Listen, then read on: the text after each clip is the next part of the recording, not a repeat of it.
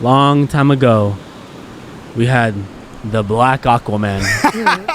What's going on, my brother? Let's go, baby. How are you, man? We chillin'. Cool.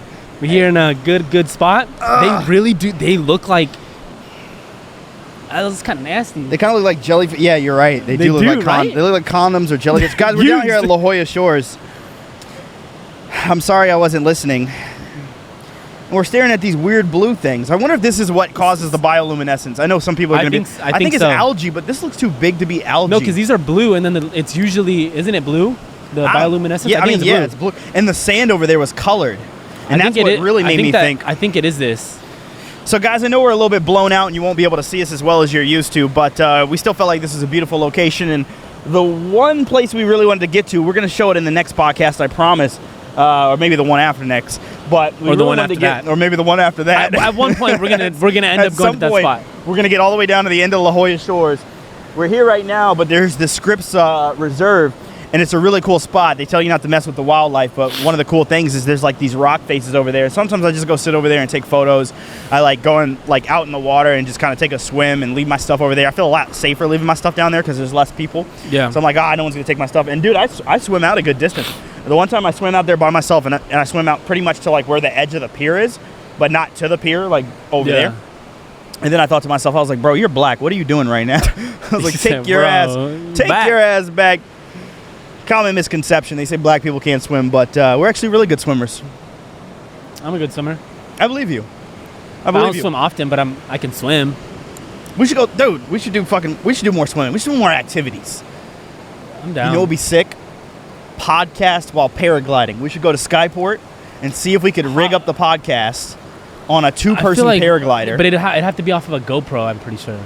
That's cool. But how long would we be able to like talk about stuff? We'll find the longest GoPro. I mean, it's as long as it. I mean, And is it two people or is it? Yeah, there's two people ones. Two people, but then the instructor would be third. Oh man, you're right. One of them has to be the instructor. All right, you get paraglider certified. I'm gonna get helicopter certified, and then that way we can best of both worlds. We get best of both worlds. Say less, you know what would be even more sick? Submarine podcast. Guys, what do you think the craziest podcast is we'll be able to pull off? I'm just curious. And we'll do it. We're gonna do it. We're gonna do it. We'll Put your suggestions below. We're gonna make it happen. Deal? Oh, deal. 100%. Now I'm thinking. I'm like, what's the craziest? What is the craziest one? Top of Mount Everest. Like, you know how everybody says when they get to the top of Mount Everest, they hear like the white noise and shit? Yeah, but they say it's packed now. Like, there's just a lot of people like trying to get up there. Bro, what's packed at Mount Everest, though? No, there's like a line for people to get up there because now it's so popular and it's so common to do. Oh. So we have to think about something crazier. The moon. Bro, it's lit. Virgin Galactic. He said Virgin Galactic. I'm sorry I wasn't listening. Out on the moon. Virgin Galactic, SpaceX. We need you guys. We need that sponsorship.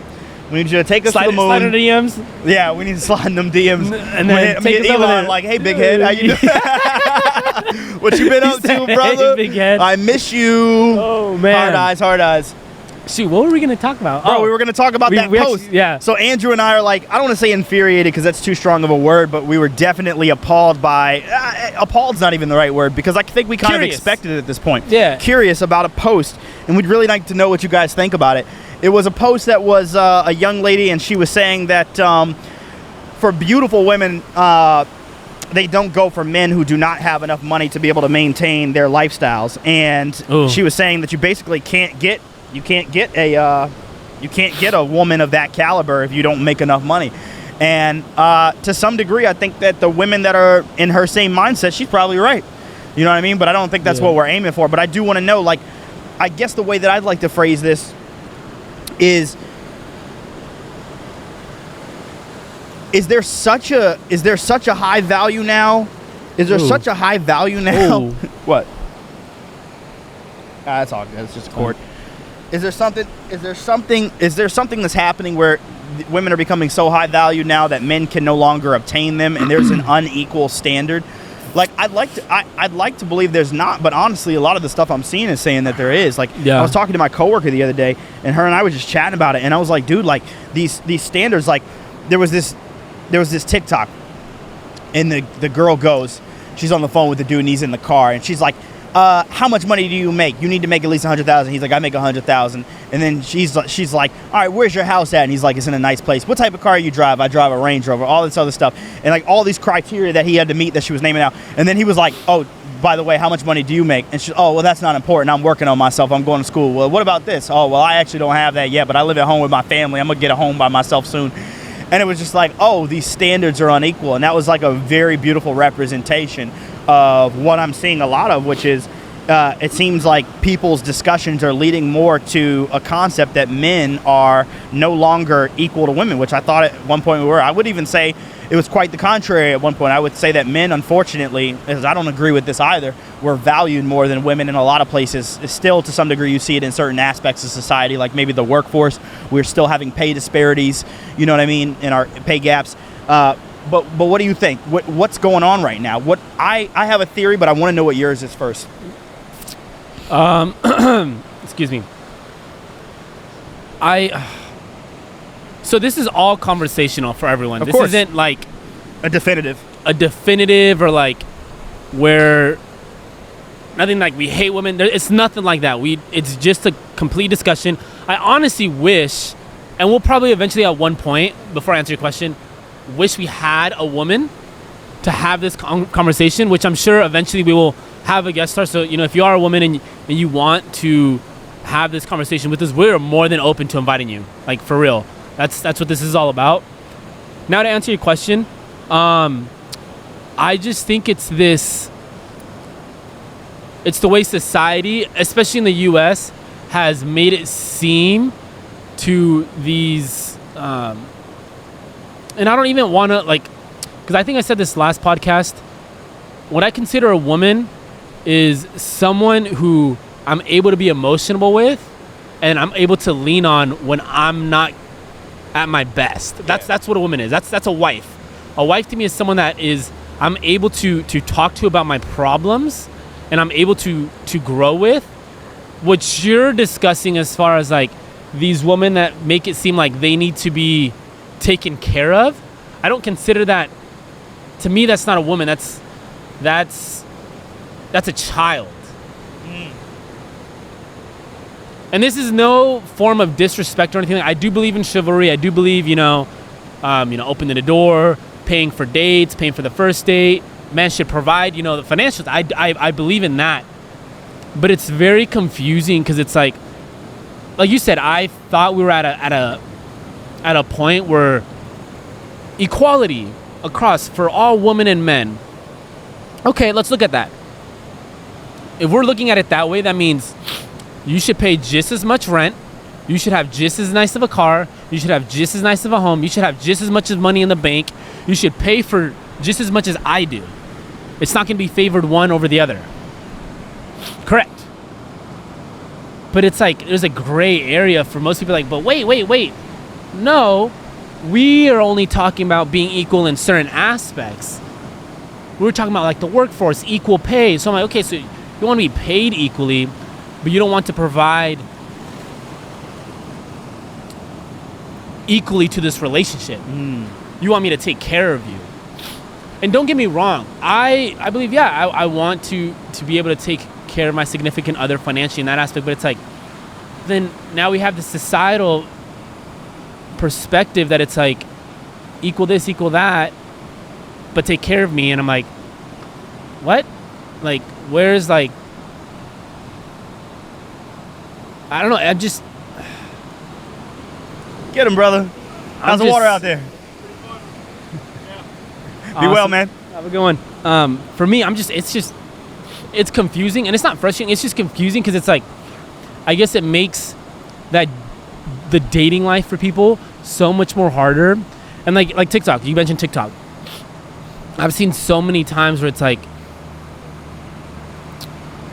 these on both spectrums, on both, men posting it and women posting it. More specific, like let me touch on both. Where men are like, oh yeah, I went on this date and and it didn't work out. And it's like, oh, because why? Oh, because I didn't meet her standards, or I didn't make enough money. I didn't do this. And then you have these girls that post is like, oh, I went on this date and you won't believe what he did. He he made all this money, he did this, but he was very misogynistic, or he was very rude, or he was very like this. It's very, it's like, okay. It's like, so that's what you're looking for. And like that video, the one that you sent me, that's what you said. Once you get a guy that's making all this money, he's not gonna want someone that's below him. And so I don't know. For me, it's just so confusing. And that's why I would love more perspective. And I would love from a woman's perspective as well. So it's like, I don't know, man. Yeah, you made a really good point. Let's not even go into what women should or should not do or anything like that, or what they want more specifically. Let's wait until we can get a woman on to have that conversation. But I want to talk about something that I think we can touch on. I think we could provide some real value around. Okay, let's talk about what criterias men are willing to meet and at what stages, and how we feel about certain things in terms of taking care of or handling or things of that nature. And then let's also talk about what high value men are looking for, because I believe both of us are doing well in life. We're succeeding. Yeah. We're getting better every single year. You've gotten better since I met you. I've gotten better. And so I think we should probably talk a little bit about that. Yeah. So first off, let's go back to what used to be acceptable, and let's talk about if that's still acceptable today. I am not asking a woman in everdom, I'm gonna make up a new word, in everdom, to pay for the first date. Oh, 100%. It's not happening. It's not. I don't care. And listen, they used to be like, oh well, if she asks you out, then she should pay. No. If we go out and I know it's a date, yeah, I'm paying for it. Yeah, I'm paying. All right, dead in the that's how I water? was raised. Yeah, that's how I was raised. Yeah. Okay, cool. Next one. Opening doors. I'm opening every door. Yeah. Don't get out the car until I come around and open a door. Like, don't do it. Don't do it. It's just not. I don't understand. You know what I'm saying? No, 100%. Like, I'm handling that too. Men who don't open doors, it confuses me. I think less of you. I don't care what your friends say or what I personally think less of you. My opinion shouldn't mean jack shit, but I think less of you. Okay, thirdly, income and how homes are split up. I believe that should be up to the individual couple. I'm not going to tell you what I would do or what I personally would love for a woman who contributes, not for the fact that I need her to contribute because I'm doing very well for myself. Yeah. But actually for quite a different reason, because we could do so much more together. Yeah. It ain't 2 + 2 when you join the relationship. It's 2 × 2. Yeah. It's an amazing thing when someone comes around and they start to contribute and add to that relationship, and it just makes it so much better. It's such a beautiful thing. To me, touching on that, I guess it also shows me that individual, that woman was raised right. Yeah. Was raised in a family where it's like, yes, know your worth. Like as a father, I would want my daughter to absolutely know her worth. But I would also be like, as a man, to be like, hey, contribute as well. Don't just expect this guy to contribute, to do everything. If he's willing to do everything, love that man. Great, but just don't. Oh, and by the way, let's touch on it before we probably relocate a couple steps back. Seriously, dude, when a man is quote unquote taking care of everything, he's usually not. He's taking care of usually what people think is the most important aspect of the relationship, which is making the money. But there's something else that's really important, and that's taking care of the home. Yeah. And that is arguably equally as important as taking care of the money. Yeah. Like, I just personally don't think that you in any way, shape, or form should just be worried about who makes more money or makes the money. Like, is the relationship equitable? And my mother uses this term of equity a lot instead of equality. Like, equality would be we both make $50,000, you do dishes, I cook. That's not how good relationships work a lot of the time. I actually think trying to find equality in your relationship is usually one of the downfalls of it. What you should try and find is an equitable position in your relationship. I think that's where you could face, you could really be facing success and see a chance of succeeding. So I think, once again, it comes down to your relationship and what your idea of equity is. Yeah. And what do the people want to do? You should talk to your spouse. Now, here's the beautiful thing. the thing I love about this time, before we get back into all these different things, the thing I love about these times is that the more these people, men and women, alienate themselves, these men who are like, I don't care about you as long as you all you got to do is listen to me, and you don't get no rights in this relationship, and da-da-da, and the women who are like, all you better take care of me and all this stuff. Here's the beautiful thing. I think it's a great time. You want to know why? Because it's getting them people out the way. It makes it very easy. Ooh. It makes it very easy for me to look for people. You know what I mean? I'm not saying everybody's looking for me, but it makes it very easy for me to look for people. I always like to make that clear. Yeah. Everybody and their mama ain't knocking down my door. I don't want to sound like something I'm not. But one of the more beautiful things is when I date, my success rate as of recent has been a little bit higher when I do go on dates to get further. I've noticed this because I'm able to distinguish. I could literally go to your Instagram and look and be like, all right, what type of posts are you making? Because I'm going to be completely honest with you. If you making posts and your face ain't never showing in it, it's always your backside. Like, that seems to me like you are sexually marketing yourself, okay? If a man only posts, subject for some. If a man only, I don't care. That's what we finna touch that's on. What we're doing. If a man only posts a Rolex, a band, and a Ferrari, he's marketing. It's marketing. That's what it is. He is marketing his success. There are some men, just as there are some women, who are doing it just because that is genuinely their lifestyle and they don't really know what else to show you. But most of the time, from what I have seen, they're marketing. They're marketing That's themselves what social media is for, to marketing. their specific others. Sometimes they're even marketing themselves to other people of the same sex. They might be saying like, I'm looking for business partners. I'm looking for people who know I make money. So, here we go.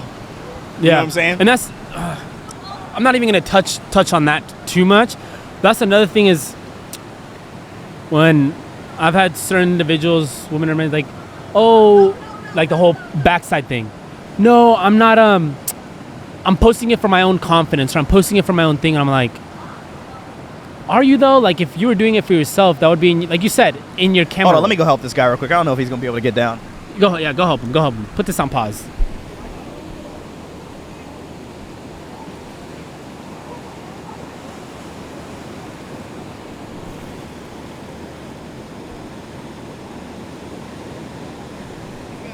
Look at it. Look at Reggie being a man. Just out here helping the public. Bro, you gotta help the community. The community. I thought that dude was about to bust. I know. I thought he was about to it was fall. over. I thought it was over. I was about to get. I was like, I'm either gonna help him or get the camera because World Star needs to see this. Is that even a thing anymore? I don't want to know. I don't even want to look. I don't want to know. Bro, the rabbit holes, bro. I know. It was the fight videos. I think that was the first thing that made me like MMA a little bit, was like watching the fight videos and stuff. Oh, I know. Where were we at? We were talking about, we weren't going to touch on it today, but we were talking about marketing yourselves online. Yeah, because that's... How's it going? I'm proud of you, man. Yeah, we're proud of you. Good job. That was some real James Bond stuff you did right there. Be good, brother. That's because that's what social media is for. It's marketing. You know what I mean? And don't get me wrong, people like post what you want to post by all means. By all means. I agree with that. I don't agree with that. Like, like you said, that are marketing themselves sexually, like, their backside and this side. It's like, you're doing it for a purpose, which is totally fine. That's you do that. But you can't say you're doing it just for yourself. Just for yourself. The question I just don't agree with that. When like I'm doing it for my own confidence, I'm like, no, you're not. I was like, no, like, you're doing it for the math ain't mathin', bro. The math ain't mathin'. It ain't adding up. And people can disagree, but it's like even a guy. I don't even want to just continue touching on girls. A guy, if he's just posting shirtless pictures all the time, his face isn't really on there, it's just his abs all the time. He's marketing. He's not doing it for just himself. He's marketing to get the attention of other people. And he can say, oh, I'm doing this for myself. Brother, no, you ain't. You're not just doing it for yourself. Yeah. You're doing it for others to, gas you up, whatever you want to call it. Let's go more macro. Anything you post, you want other people to see. Yep. And there has to be a reason. I don't know anybody who just posts just to post. We post a lot of stuff because we want to grow our followings. Yeah. And we want people to join in on our conversations. Uh-huh. And we also genuinely believe that the more that you build a community of individuals, the more you can begin to, not only that you could do, I want to say it very specifically, the more you can influence things the way that you want to see them. Yeah. And luckily you found a guy, and I found a guy here, and we found a bunch of fellas like Chris and Mike and Chris Gordert. We found a bunch of people who luckily want to do it for positive reasons. Our intent is in the right place, but it's very hard to explain when it's just your backside, or when it's just your abs, or when it's just, you know what I mean? That's hard to explain. It's 100%. Hard for me to believe you're doing it for the right intent, because the right intent to me is to further your community. The right intent is to spread a positive message. The right intent is to enjoy life in public, so that other people are willing to enjoy life in public. Like, I never saw anybody do an outside podcast like this. So I was like, let me go do it. And then the one that I saw recently that made me super inspired, you know what it was? It's a totally different fucking level. But Lil Yachty and Drake. Yes, I know exactly what you're fucking talking about. And that made me so hyped, because I was like, yo, we do that too. And it made me feel confident to go outside with a microphone and talk to my brother. Tell me why. I was like, this is totally off topic. I saw that, and I was like, man, imagine one of us just DMing Drake and be like, yo, man, if you're ever in the area and you just want to hop on our, I wasn't listening to podcast, let me know. And him responding. I'll do it. And him responding, be like, yeah. No's don't really bother me very much. That would be lit. Yeah. Because I genuinely want to know, because that podcast was just kind of dope. Like, he was speaking about himself. Wasn't anything about rap. Wasn't anything about, like, it was just about himself. It's about life. And Lil Yachty had some great. Lil Yachty had a great point about what we're talking about right now. He was like, he said, I'm having a really hard time trusting women. And I remember Drake said the was like, same thing. Drake was like, what, like, is there a question? And Lil Yachty was like, no. Like, I don't trust y'all. Like, I don't. And I was like, bro, I understand, because if you look at this media, and especially the life at that level, I imagine it attracts a lot of people who don't have the right intent for you. And that's what I was thinking. I was like, I would want to know, because that video that you sent me, the podcast, the woman, I forgot her name. She said, what'd she say? She said, it's a man who is more successful in wealth has more accessibility to beautiful women because of your success. Whereas a man who doesn't have as much wealth or success, his capability to get such a, what she said, a high valued woman, or a woman of that stature, you're incapable, because that woman wants someone who's going to be able to, in a sense, provide for her, take care of her. So if you want a more beautiful woman, you have to be more successful, what she said. I disagree.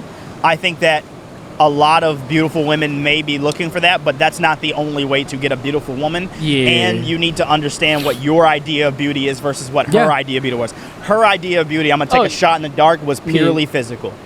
Purely physical. And, based off what she was saying, And it was beauty from a societal narrative that I don't feel like we should further anymore. I don't continue. I'm not going to say I'm going to walk past that woman on the street and not be like, man, she's beautiful. But that's not the only type of beautiful woman. And, like, just because you've got a body figure shaped like a figure 8, and just because you've got a face that's thinner than someone else, does not make you the only beautiful type of person around. Yeah, and that's why, like, since I met you, and we've had the conversation multiple times, brought it up, like, for me, so we can digress into what we were talking about, as far as what a man, and when I mean a man, I mean someone like ourselves, someone that, we have very stable jobs, we have roofs over our head, we present ourselves to the nature that our mothers would be proud of, to say, those are my sons. We are very polite. We're very, we agree on chivalry. We agree on, paying, being financially, prepared, all that stuff. I'm even going to say for us, when it comes to the type of woman, as far as standards that I feel like us men are looking for, is honestly someone that's gonna hold us down. And the most basic, someone that's gonna hold me down. Someone that's gonna know my deepest, darkest secret, is gonna keep that secret a secret. She's not gonna go tell her friends. She's not gonna go tell her family. She's gonna keep it to herself, and she's gonna hold that as if it was the most valuable thing that she's ever heard, and she's never gonna use it against me. Right? Because it's like, I'm sure a lot of men, And I've seen it a lot. I even saw, I think it was in a video with, who was it? I think it was Chad Ochocinco. Oh wow. And I'm pretty sure it was him. It was an athlete. And there was another similar one with Shia LaBeouf. And they were talking about, like, you know, you've been with the same woman, like what's different? And he's like, she holds me down. She holds me down. She's been there at my worst. She stayed through it. She's been there at my best. She stayed through it. And I'm like, dang. And so I guess I kind of dove into that question and really tried to understand, like, what they meant by that. And I honestly, I tried thinking about, like, people in my own personal life. You know, and another big one, you know, someone that we're close with, Chris G. You know, he's touched on it. You know, big shout out to him always. And now he talks about, you know, Aisha being there through his toughest time and sticking through him. And even just seeing how much that woman loves him, I'm like, dang, like, they're definitely the type of people you look to and see and be like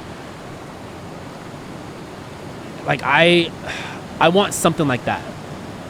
You know what I mean? I want something where, like, I know I can be emotional, like we talked about last podcast. I can get frustrated. I can not be put together. I can be struggling. And she's gonna be like, that's fine. Like, and I feel like a lot of men want that, but they're scared to, because, again, of what society pushes, this agenda that women only want a man that has a lot of money, and he can be very standard in his ways of being. You know what I mean? And I don't... It's tough, because it's like... And, like, I've thought about it for myself. Like, sometimes I get emotional thinking about it. I'm like, damn, I'm like... We live in a world where the standard now, it's like, it's okay to cheat. Like, it's expected. Who said that? Society. I didn't say it, but I'm just saying it's society. And I'm just... You see why I really want to pack up everything and move to New Zealand? Yeah. 'Cause if that's the society we're living in right now, bro, I'm out. Yeah, and it's like... I don't know, I guess the reason why I get emotional is because obviously I've been through that. And I've been cheated on, and it's like, you don't... It makes you look at relationships different. How so? It makes you look at relationships not like meaningless, but almost like everyone's only out for themselves. They're only out for their own benefit. Yeah, kind of like, what can you do for me? Like, and that's it. Like, what can you do for me? If you can't do anything for me, let me go find someone else. Because that's how personally, that's how I felt, and that's what it was. Yeah. Let's just, not even gonna sugarcoat it. And I feel like that's where so many people, at least here in the U.S., whatever you want to call it, as far as society, that they get it so wrong and they get so lost. That's why you see so many broken marriages. That's why you see so many failed relationships. That's why you see so many people getting divorced, getting remarried, getting divorced. I'm pretty sure if you get divorced once, your chance of getting divorced again is 33% or 66%. Yeah. And after that, the third time, it goes up to like 90%. I believe the same thing with cheating. If you cheat once, the chance of you cheating again goes up 100%. And it sucks because now it's like people don't realize that this commonality of cheating, of being unfaithful, of only seeing things that benefit me, is now leaving so many good people scarred. You know what I mean? If not broken. Yeah, and that's what a scar is. Scars, it's not fully healed. A scar is something that's still being able to be seen. It's like, is that a scar right there? Yeah. And I noticed that, and I'm like, oh, Reggie. You You know what I mean? Like, you look at this. It's a scar. Or is it on this one? No, it's on this one. Yeah, it's right there. It's a scar. And you're like, what the heck? Like, that's a scar. Like, what happened? And you're reminded of that. If I wake up and I see this scar, I'm like, I remember that exact moment that it happened. That's what a scar does. It's not going to always fully be 100% healed. People are like, oh, but after so many years, you'll be okay and this and that. Not really, because at some point mentally, you put so much trust in one single individual person that you had your whole life planned out with. And they either simply walked out, or they cheated, or they just didn't love you anymore, or they didn't care about you, or they just didn't feel the same, whatever it was. For me, it was cheated. And you just left like, what the heck? Like, so then the next relationship that you go into, or the next whatever, you're thinking like, well, shit, I spent all this time with this person. I thought that I was going to have this whole life set apart. I personally had that, but they thought different. So what makes me believe that now this new person isn't going to think like that? And that's where your mind just starts battling itself. And people are like, oh, you shouldn't be thinking like that. It's a completely new person. That's fair. But if you haven't been through it like that, like for me, when people tell me like, oh, but it's a new, I'm like, okay, yeah, but you didn't go through what I went through for you to be able to just say, oh, it's a new person, get over it. Because to me, I'm like, really? That's a really good point. I'm like, you didn't go through it. I went through it. I'm a lot better now. But it's still something that I like, it still fucking sucks, because it's like, those feelings, you know what I mean? They don't go away easy. They don't go away. Just like that podcast with Chris, that's what was going through my head when I was thinking about it, and I was getting emotional, and I still get emotional about it, because I'm like, and I don't get emotional about the person, because who cares about that?